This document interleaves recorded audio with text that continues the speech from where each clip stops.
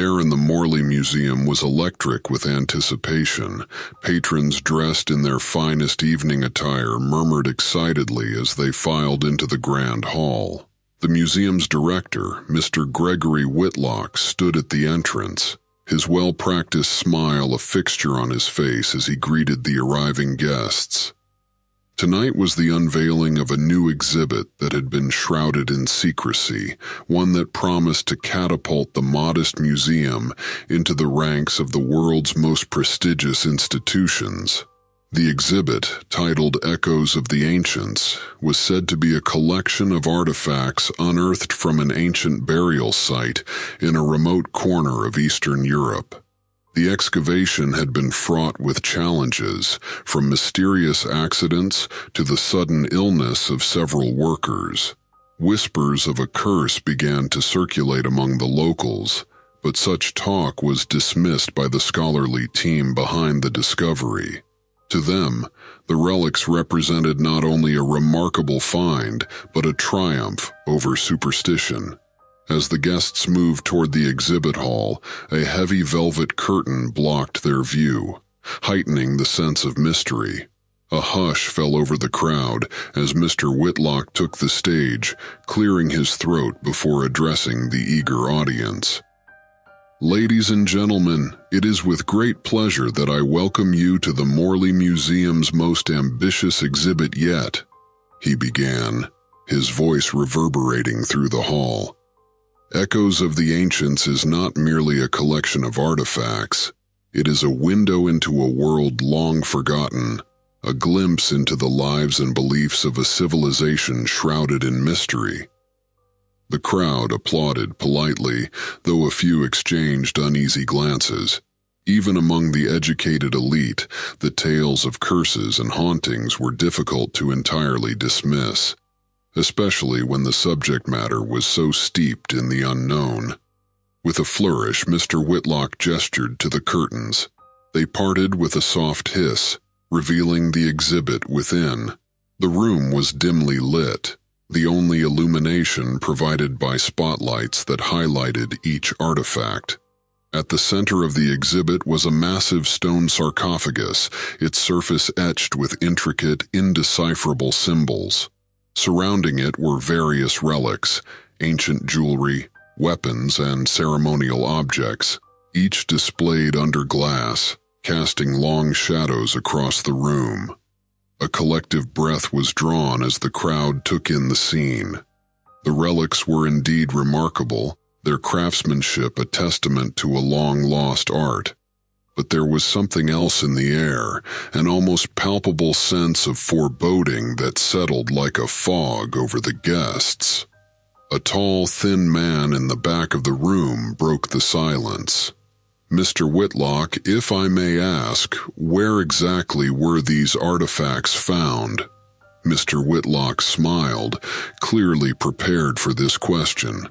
The artifacts were discovered in a forgotten burial site deep within the Carpathian Mountains.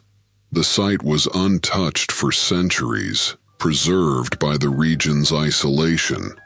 The man nodded thoughtfully, though his expression remained grim. He was not alone in his unease.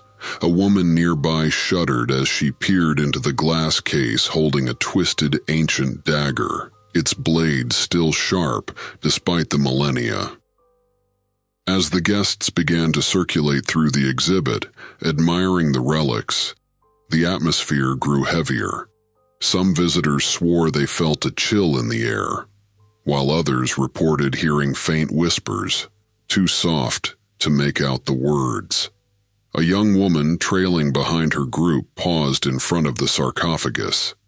She leaned closer, her breath fogging the glass, and for a brief moment she thought she saw something move within the stone coffin. Her heart skipped a beat, and she took a step back, glancing around to see if anyone else had noticed. But the other guests were preoccupied with their own observations, oblivious to her growing unease. Mr. Whitlock, still basking in the success of the evening, did not notice the subtle shift in the room's mood. Nor did he see the way the shadows seemed to stretch and twist unnaturally, as if the very darkness was alive. He was too busy relishing the triumph of the exhibit to notice the darkness that had begun to seep from the ancient relics, too wrapped up in his own pride to recognize the cold, unseen eyes watching from the shadows. And so, the evening continued, with the guests unaware that they were no longer alone in the museum. The ancient curse, dormant for centuries, had begun to stir. The night after the grand unveiling, the Morley Museum stood silent, its halls emptied of the well-dressed guests who had so eagerly examined the new exhibit. Outside, a thick fog had rolled in, muffling the distant sounds of the city and giving the building an isolated, almost sinister presence. Inside, the only movement came from the security guards making their rounds, their footsteps echoing through the dimly lit corridors. In the exhibit hall, echoes of the ancients sat bathed in a faint, eerie glow from the emergency lights. The artifacts, which had been the center of attention just hours earlier, now seemed to exude a quiet menace. The stone sarcophagus loomed in the center of the room, its strange symbols appearing to writhe and shift in the low light. Thomas Briggs, the night watchman, was making his usual rounds when he entered the exhibit hall. He had been with the museum for over a decade, and while he wasn't one to buy into the tales of curses or haunted relics, there was something about this new exhibit that unnerved him. He shook off the feeling, attributing it to the long hours and the late hour. As he walked past the display cases, his flashlight beam bounced off the glass, catching glimpses of the relics inside. The twisted dagger, the ancient jewelry, and the ceremonial masks all seemed to watch him as he moved. He tried to ignore the growing discomfort in his chest, chalking it up to an overactive imagination. But as he approached the sarcophagus, he felt a sudden, inexplicable chill. The temperature in the room seemed to drop, and a shiver ran down his spine. His flashlight flickered, casting erratic shadows across the stone surface.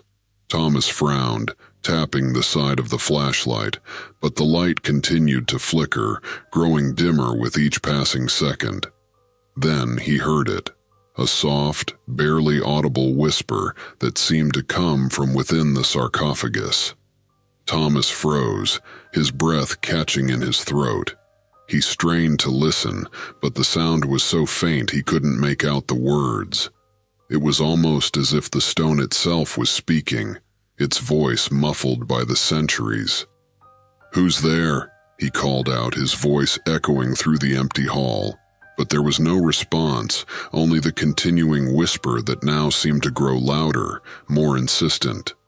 Thomas backed away, his heart pounding.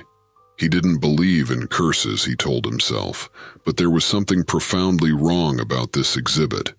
He turned to leave, but as he did, his flashlight flickered out completely, plunging the room into near-total darkness. Panic surged through him, and he fumbled with the flashlight, trying to coax it back to life. In the darkness, the whispers grew louder, surrounding him from all sides.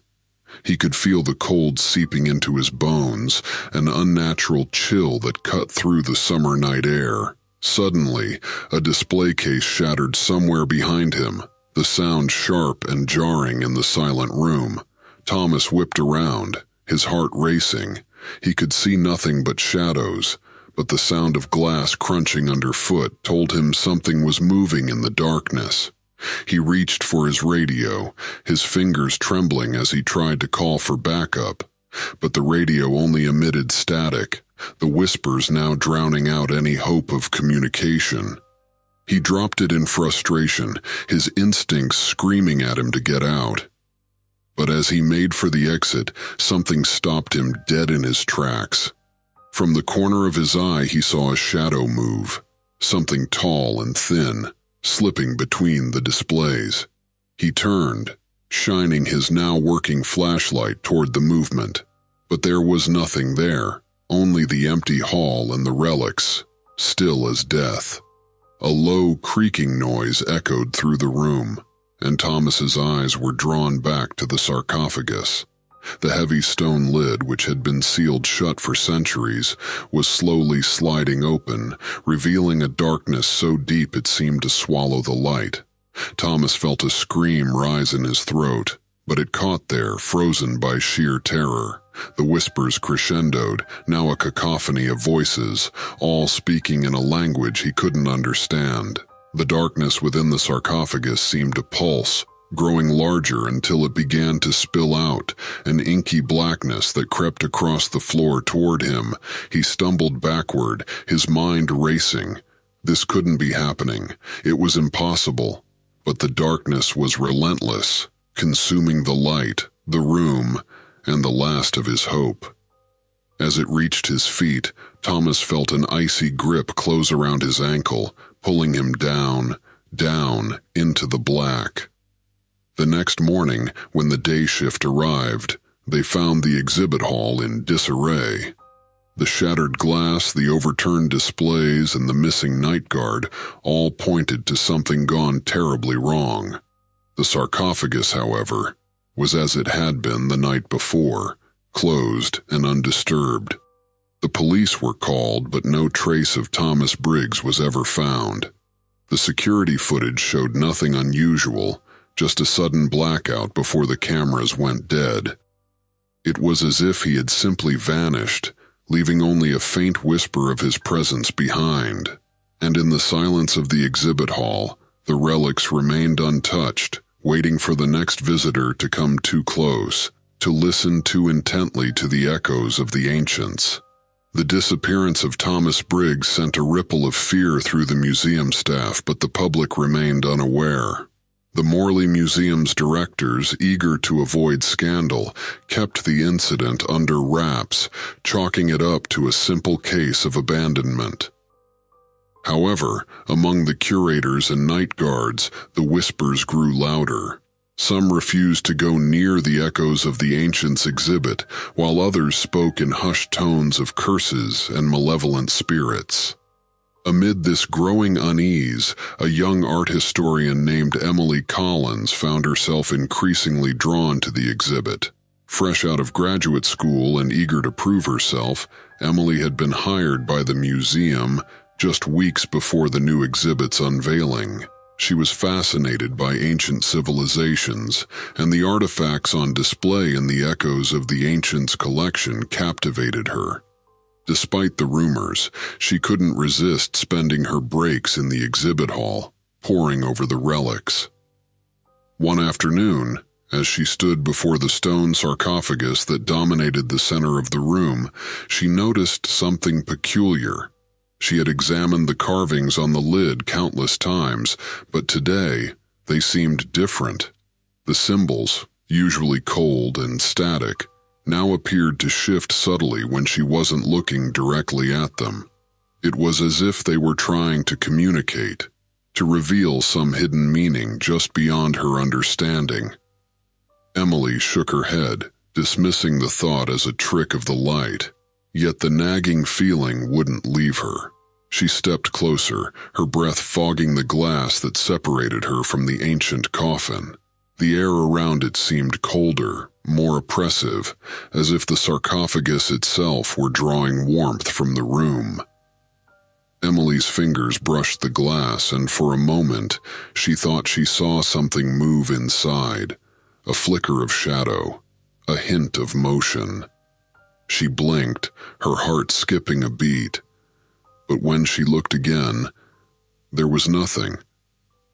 Just the still heavy stone and the inscrutable carvings.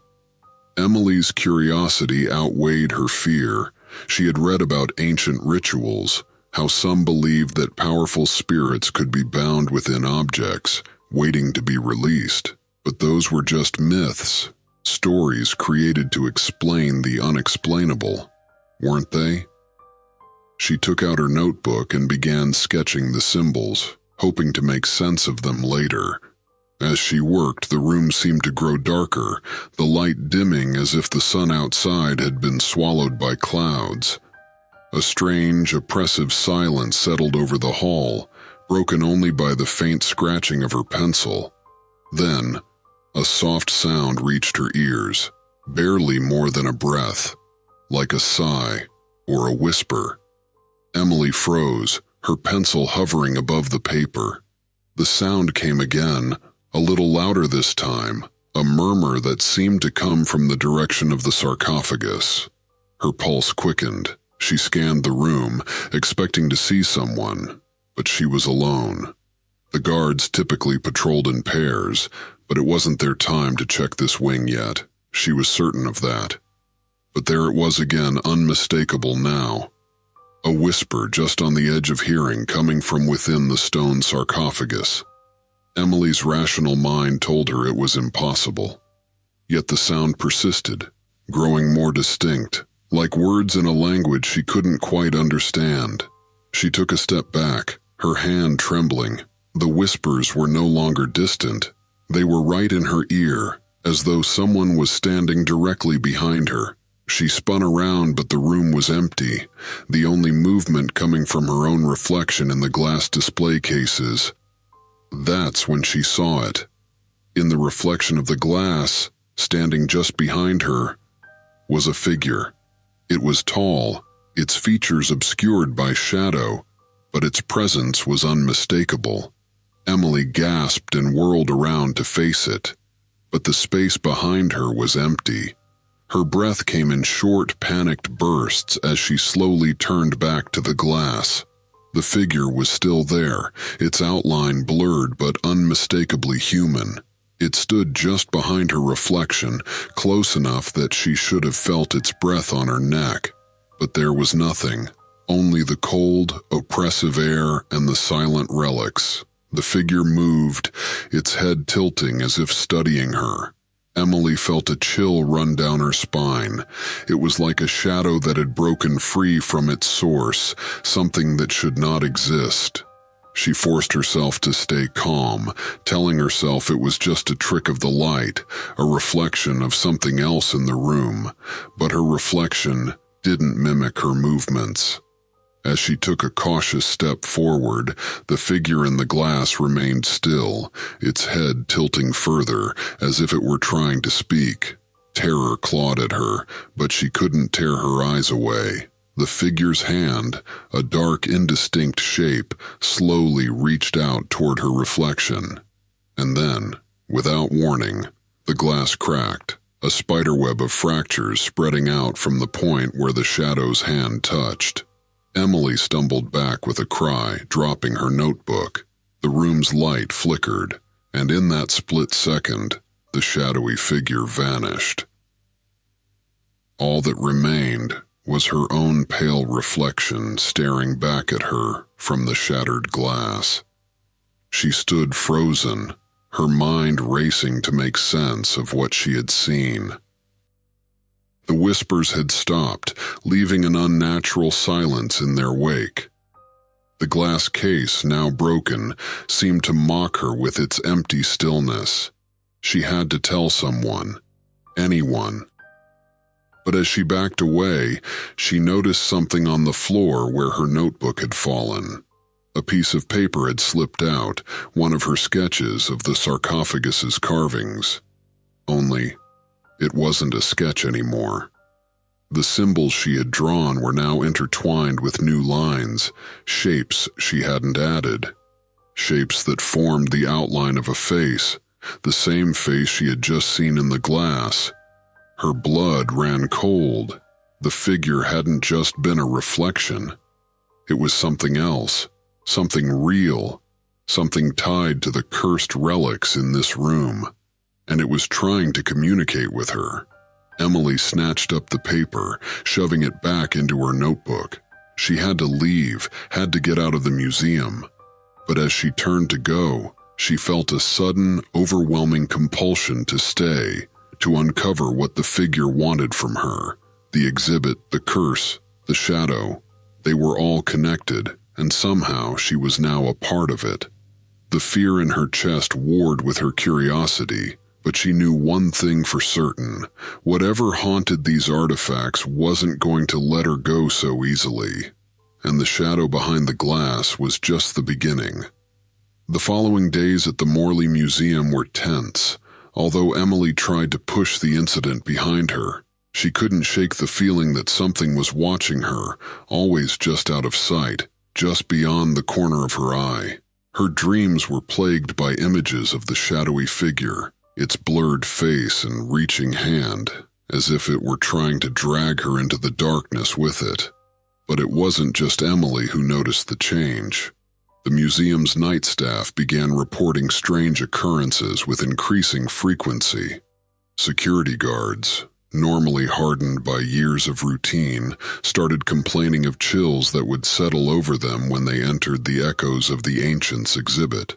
Some claimed to hear footsteps in the empty halls, soft and deliberate, as if someone or something was walking just behind them. The museum's directors dismissed these reports as nerves, heightened by the disappearance of Thomas Briggs. But within the museum's walls, the whispers grew louder. Even during the day, when sunlight should have banished all thoughts of the supernatural, there was an unmistakable feeling that something malevolent lurked just beneath the surface. Emily, despite her growing fear, found herself drawn back to the exhibit. The strange markings that had appeared on her sketch haunted her, and she spent hours poring over the symbols, trying to decipher their meaning. But the more she studied them, the less sense they made. It was as if they were shifting, changing to stay one step ahead of her understanding. One evening, as she worked late in the quiet of the museum, a low hum emanated from her desk. Emily's eyes snapped to her computer screen, where the security camera feeds were displayed. The cameras were positioned throughout the museum, capturing everything from the main gallery to the more obscure storage areas. Typically, the feeds showed nothing out of the ordinary, empty halls and silent exhibits. But tonight was different. The feed from the echoes of the Ancients Hall showed something unusual. At first, it appeared to be just a flicker, like the camera was struggling to adjust to the low light, but as Emily leaned in closer, she realized it wasn't a technical glitch. The shadows on the screen were moving, shifting in a way that defied the static nature of the room. They pooled in corners, stretched across the floor, and crawled up the walls, as though alive. She clicked to switch the camera angle, but the shadows persisted, undulating with a sickening fluid motion. Then, in the center of the room, she saw it, the dark figure from the reflection. It was standing in front of the sarcophagus, its indistinct form barely more than a silhouette. Emily's heart pounded in her chest. She watched as the figure moved slowly toward the camera, its face still a blur of shadows.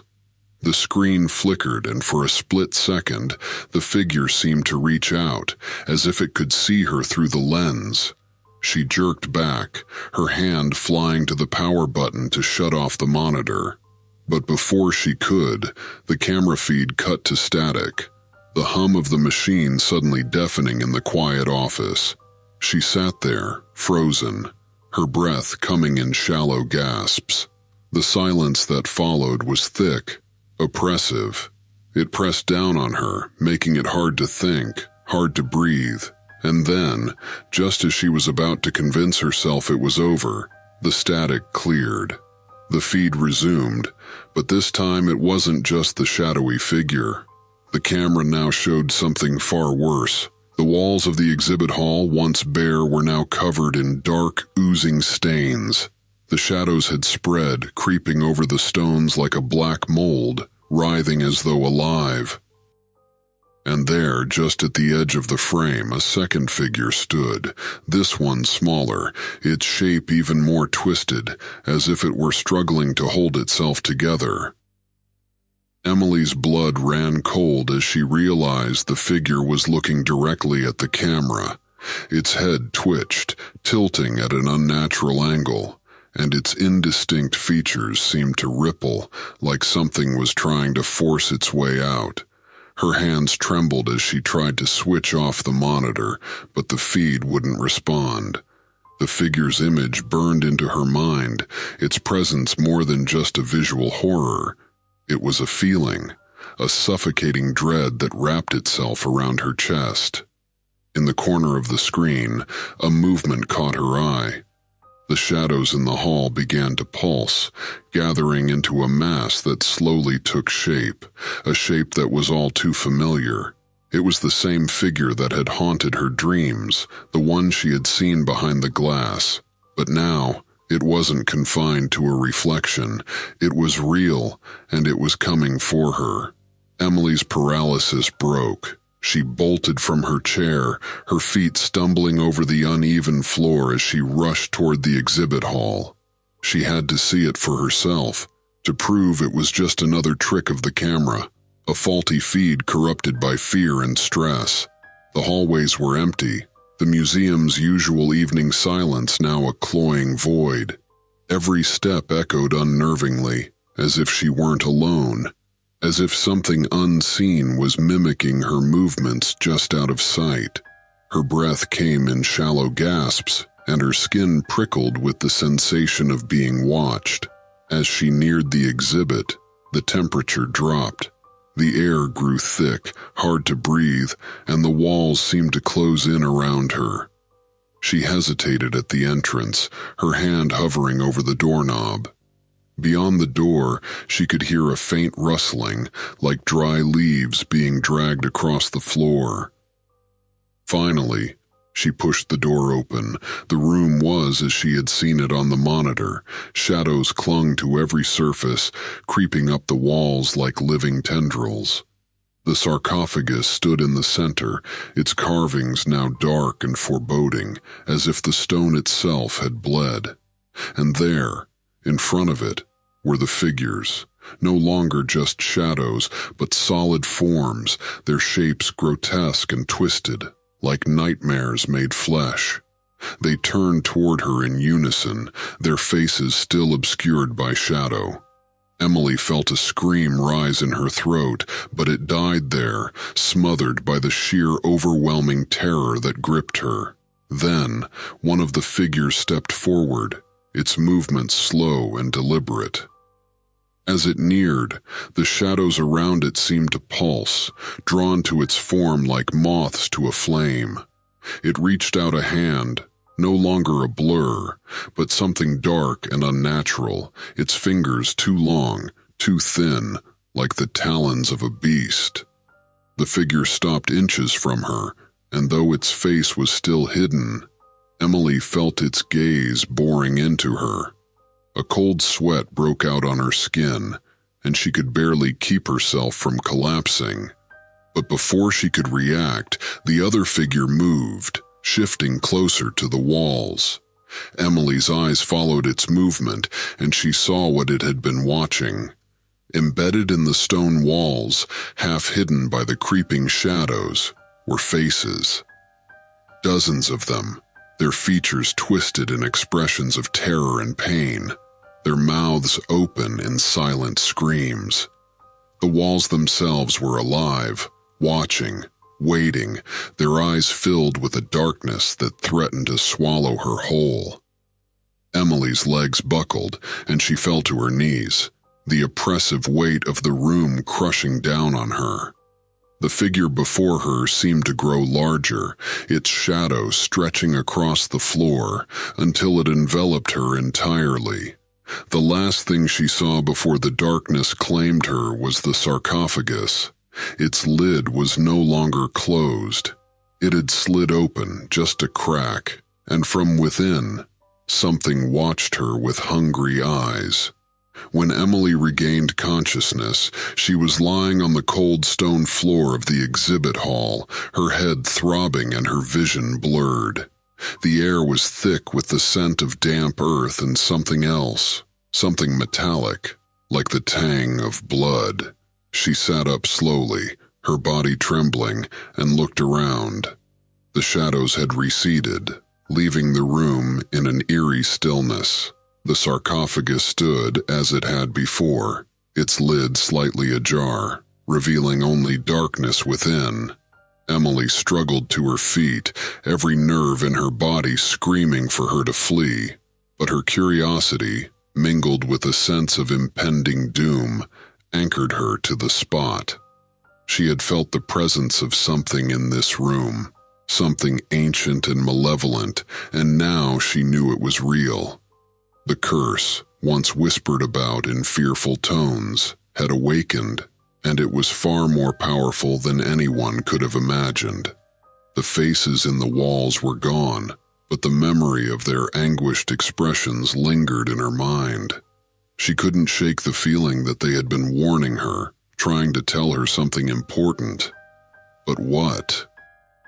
As she pondered this, a low, rumbling sound echoed through the hall, like the growl of a distant storm. The walls seemed to tremble with the vibration, and the floor beneath her feet felt unstable, as if the museum itself was reacting to the presence of the curse. The lights flickered, casting the room in brief flashes of harsh white light before plunging it back into shadow. Panic surged through her. She needed to get out, to tell someone what was happening.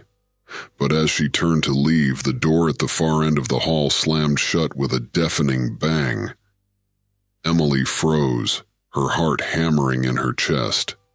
The door was old, heavy, and reinforced. There was no way it could have closed on its own. She was trapped.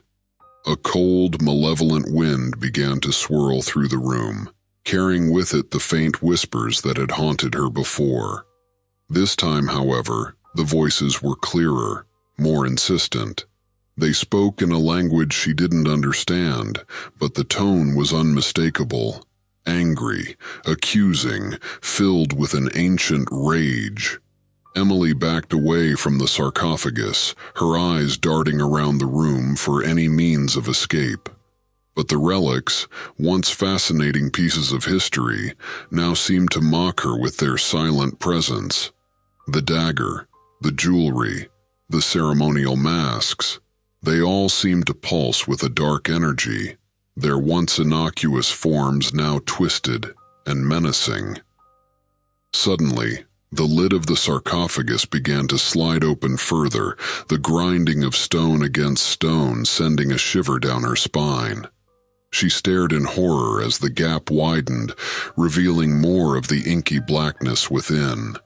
The whispers grew louder, more frenzied, as if whatever was inside the coffin was struggling to break free.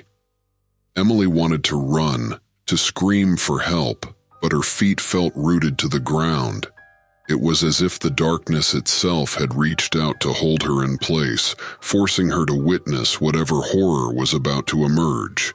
The lid of the sarcophagus finally slid all the way open, revealing a void so deep and dark it seemed to absorb the light around it. For a moment, nothing happened. The room was silent, the air thick with anticipation. Then, from the darkness, something began to rise. It was a figure, humanoid, but twisted and grotesque. Its skin was as black as the void it had emerged from, its limbs long and impossibly thin. Its face was a nightmare, an amalgamation of shadows that constantly shifted and changed, never settling on one form. Eyes, hollow and endless, locked onto Emily, and she felt a cold, creeping terror unlike anything she had ever experienced. The figure stepped out of the sarcophagus, its movements slow and deliberate. With each step, the temperature in the room dropped further until Emily's breath came out in visible puffs of steam. The whispers had stopped, replaced by a deep, resonant voice that seemed to come from all around her, vibrating through the very walls of the museum. "You have disturbed our rest," the voice intoned, each word dripping with malice. "You have awakened the ancient curse, and now you shall pay the price." Emily's mind raced, trying to make sense of what was happening. This wasn't just a curse, it was a manifestation of something much older, something that had been imprisoned for centuries. And now it was free. The figure moved closer, its eyes never leaving hers. Emily could feel its presence pressing down on her, suffocating her with its sheer power. She wanted to scream, to plead for mercy, but no sound came from her lips. The figure reached out a hand, its long fingers stretching toward her. Emily recoiled, but there was nowhere to go. The walls seemed to close in on her, the darkness encroaching from all sides. She was trapped, just like the faces in the walls, just like the souls that had come before her. But just as the figure's hand was about to touch her, something strange happened. The symbols on the sarcophagus, those shifting, ancient carvings, began to glow with a faint, eerie light. The figure hesitated, its form flickering as if it were struggling to maintain its shape. The light grew brighter, the symbols pulsing with energy, and the figure let out a howl of rage and pain.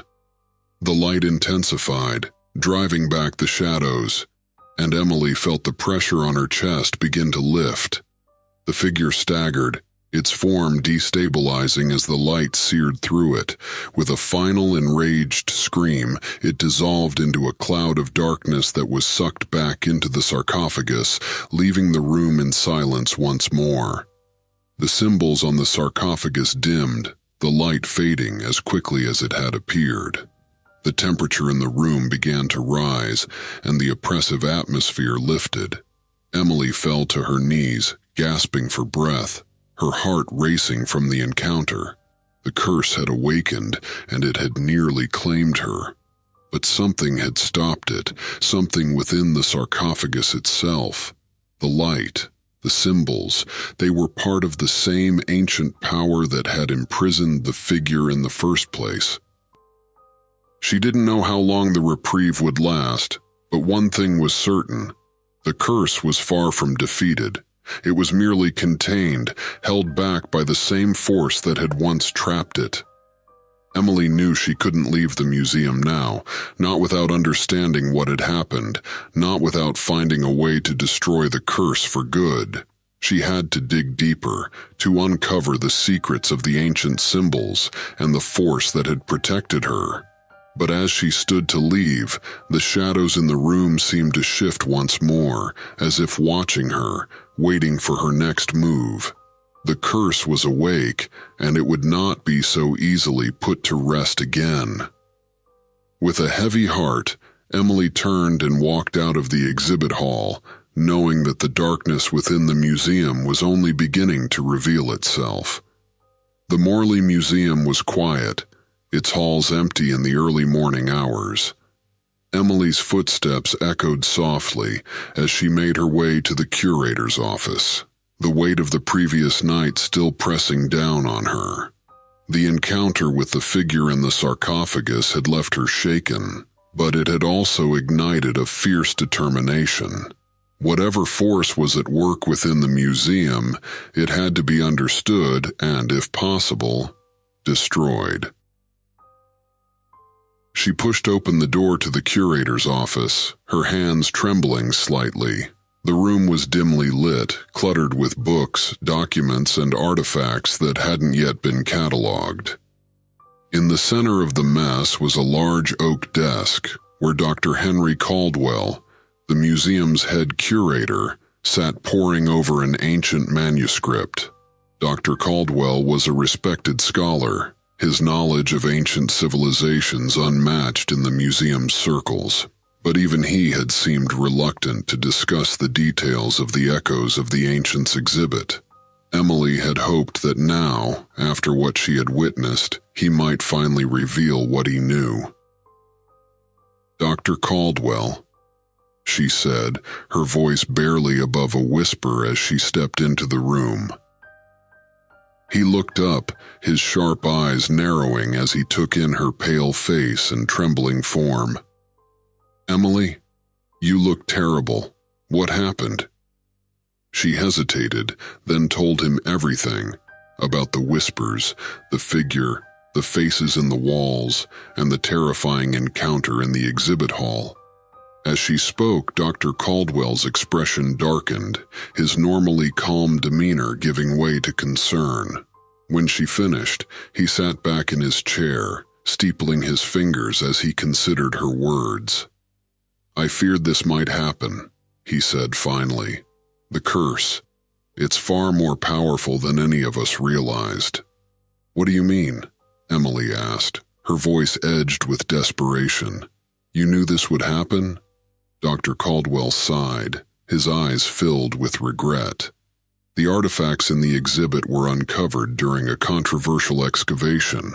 The site, deep in the Carpathian Mountains, was said to be the resting place of a powerful sorcerer, entombed with his most prized possessions. The legends spoke of a curse, a darkness that would consume anyone who disturbed his rest. He stood and walked to a cabinet, retrieving a worn leather-bound journal. "When we received the artifacts, I conducted my own research. I discovered that the sarcophagus wasn't just a burial chamber. It was a prison designed to contain the sorcerer's spirit and prevent it from escaping into the world. The symbols you saw, the light, they are part of an ancient spell meant to hold the curse in check." Emily's stomach churned. "And now that the curse is awake?" Dr. Caldwell met her gaze, his expression grim. "Now that it's awake, it will continue to grow in strength until it breaks free completely. If that happens, the consequences will be catastrophic." Emily's mind raced. "Then we have to destroy it, the sarcophagus, the artifacts, everything." Dr. Caldwell nodded. "Yes, but it's not as simple as smashing the relics. The curse is bound to them, and if we destroy them without the proper ritual, we could release the sorcerer's spirit instead of containing it." He handed her the journal. "There's a ritual described in here, a way to break the curse and ensure that the sorcerer's spirit is banished forever. But it's dangerous. If we fail, the curse will be unleashed with full force." Emily flipped through the journal, her eyes scanning the faded pages. The ritual was complex, involving ancient chants, specific placements of the relics, and the use of a rare substance known as Stygian powder, a mineral said to have the power to bind spirits. "Do we have this powder?" she asked. Dr. Caldwell shook his head. "No, but I know where we can find it. There's an old apothecary in the city that deals in rare and obscure substances. I'll go there and procure the powder. You prepare the exhibit hall and the relics." Emily's heart pounded with anxiety, but she knew there was no other choice. They had to act quickly before the curse gained enough power to break free on its own. She nodded, and Dr. Caldwell left the office, leaving her alone with the journal. Back in the exhibit hall, Emily began arranging the relics according to the instructions in the journal. The hall felt different now, charged with a malevolent energy that made her skin crawl. The shadows in the room seemed to watch her, shifting and twisting as she moved the artifacts into place. The sarcophagus remained open, its interior a void of impenetrable darkness. Emily placed the ancient dagger on a pedestal near the coffin, aligning it with the symbols carved into the stone floor. Each relic had to be positioned precisely, or the ritual would fail. As she worked, the air grew colder, and the whispers began again, soft at first, then rising in intensity. Emily tried to ignore them, focusing on her task, but it was becoming harder to concentrate. The voices seemed to penetrate her mind, filling her with thoughts that weren't her own, urging her to abandon the ritual, to leave the museum and never return. But she resisted, drawing on every ounce of willpower to continue. She had seen what the curse was capable of, and she knew that if they failed, the sorcerer's spirit would be free to wreak havoc on the world. Finally, she finished the preparations. All that remained was the ritual itself. She took a deep breath, steadying her nerves as she waited for Dr. Caldwell to return. Minutes passed, then an hour. Emily's anxiety grew as she checked her watch repeatedly. Where was he? The curse was growing stronger by the moment, and they couldn't afford to wait much longer. Just as she was about to go search for him, the door to the exhibit hall creaked open. Dr. Caldwell entered, holding a small, ornate box. He looked exhausted, his face pale and drawn, but he nodded at her as he approached. "I got the powder," he said, opening the box to reveal a fine, shimmering dust. "Are you ready?" Emily nodded, though fear still gnawed at her. Together, they began the ritual, chanting the ancient words from the journal as they sprinkled the Stygian powder over the relics. The air around them grew thick, heavy with the weight of the spell they were casting. As they chanted, the symbols on the sarcophagus began to glow again. Brighter this time, their light pulsating in time with the rhythm of their words. The shadows recoiled, pulling back from the light as if in pain. But the curse wasn't going to surrender easily. The darkness around them roiled, and the whispers became a cacophony, deafening in their intensity. The sarcophagus began to tremble, and the figure within stirred, its form shifting as if trying to break free. Emily's voice faltered, fear clawing at her as the figure's eyes opened, locking onto hers with a hatred that burned like fire. Dr. Caldwell gripped her arm, urging her to continue. "Don't stop, we're almost there." She forced herself to keep chanting, even as the room around them seemed to buckle and warp. The relics glowed with a fierce light, and the sarcophagus shook violently, the lid starting to slide closed. The figure inside thrashed, a roar of fury reverberating through the hall. With one final, thunderous word, the ritual reached its climax. The light from the symbols flared, blindingly bright, and the lid of the sarcophagus slammed shut with a deafening crash. The figure let out a final enraged scream before it was swallowed by the closing stone. Then, all at once, the light went out. The room was plunged into darkness, the silence so complete it was suffocating. Emily collapsed to the floor, gasping for breath. The oppressive presence was gone, but the air was still thick with the aftermath of the curse. She turned to Dr. Caldwell, who was slumped against a wall, his chest heaving with exhaustion. Did it work?" she whispered, her voice trembling. He nodded weakly. "Yes. The curse is sealed. The sorcerer's spirit is bound once more." Relief flooded through her, but it was tempered by a deep, lingering unease. They had succeeded, but at what cost? The museum would never be the same, and neither would she. The things she had seen, the horrors she had faced, would haunt her for the rest of her life. As the first light of dawn filtered through the windows, casting long shadows across the floor, Emily knew that the Morley Museum's Echoes of the Ancients exhibit would have to be dismantled, the relics hidden away where they could never harm anyone again. But as she and Dr. Caldwell left the exhibit hall, closing the door behind them, she couldn't shake the feeling that something was still watching them, lurking in the dark corners of the museum. The curse had been sealed, but the darkness it brought had left its mark. And somewhere, deep within the walls of the museum, the whispers continued, faint but persistent, as if waiting for the day when the curse would awaken once more. The final exhibit had come to an end, but the story of the cursed museum was far from over.